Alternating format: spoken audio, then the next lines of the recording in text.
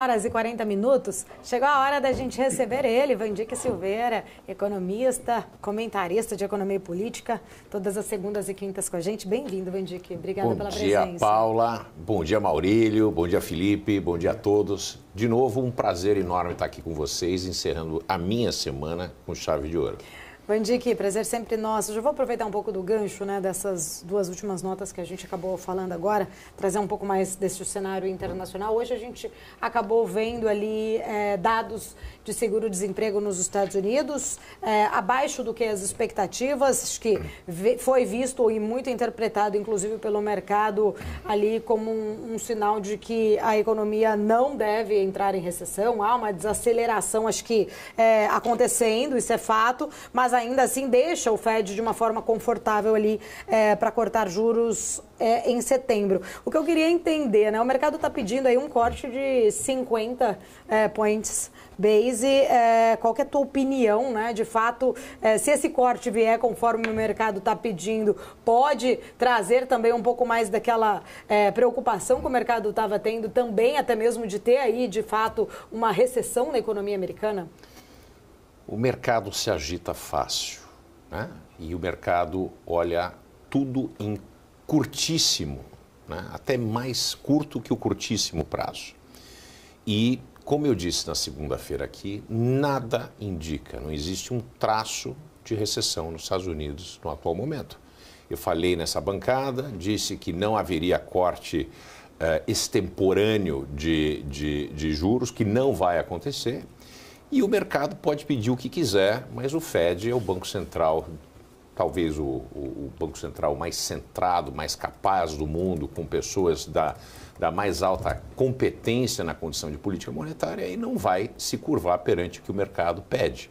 O mercado pode pedir o que quiser, mas fica a cargo do Banco Central, como aqui no Brasil, tomar decisões que são baseadas em números, em dados.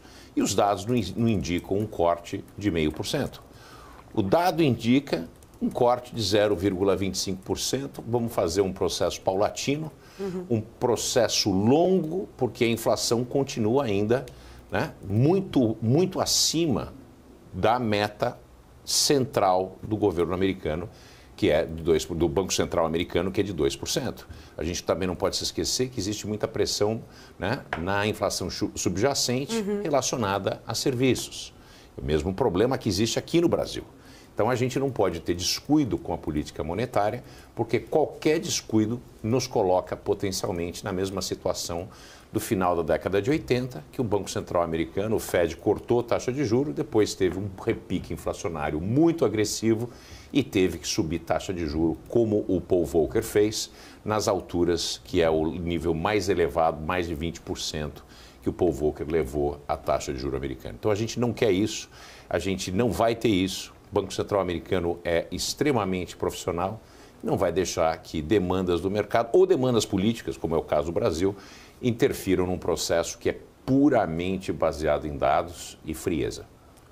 Ô Vandique, mas a questão ainda, né, de uma desaceleração, talvez não tão forte e tão iminente agora, numa recessão, ainda está na discussão, que talvez não agora, mas essa desaceleração mostra que os Estados Unidos podem sim, talvez não se livrar do pouso suave, né? Nesse sentido, inclusive, a gente tem visto alguns resultados das empresas mostrando essa queda, né, de guidance, queda ou revisões de guidance, queda de produção, queda de receitas, enfim, o cenário aliado da economia com esses resultados que a gente tem visto mostram que, de fato, a economia americana está tendendo a uma desaceleração talvez até mais forte, mesmo que não seja iminente.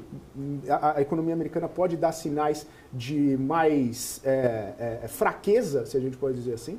Bom, graças a Deus, senão eu precisava, né, picar o meu diploma de economista, porque quando você tem uma política monetária contracionista pelo tempo que ela já vem durando, se não acontecer algum tipo de desaceleração econômica, nós estamos num mundo onde nem a física nem a economia funcionam mais. Então é exatamente isso que você provoca quando você tem taxa de juros na casa dos 4,5%, dos 5,5% nos Estados Unidos, entre 5,25% e 5,5%, que é uma taxa extremamente elevada. Quando você tem isso por um período persistente, você cria um arrefecimento da economia, traz a economia na direção de um pouso suave. O que precisa ficar claro é que as pessoas temem recessão. A recessão vai acontecer, ela tem que acontecer. A economia funciona de maneira cíclica. Existem processos de expansão e processos de retração econômica. E as recessões são importantes porque elas são uma espécie de reset da economia. Você aperta o botão, a alocação que vinha muito carregada ou muito forte, muito quente, você dá uma resfriada na máquina da economia e os agentes econômicos passam a fazer alocações mais eficientes. A economia ela não pode ser pautada apenas em processo de crescimento. É até orgânico e biológico, né, o processo econômico. Existe um economista que não é muito conhecido, chamado Armin Alchian, infelizmente já falecido, é um economista de economista que as pessoas deveriam ler, que ele tem um modelo biológico, né, de como organizações e economias competem. É muito interessante porque é isso mesmo, né? A gente não pode esperar que nós vamos viver para sempre.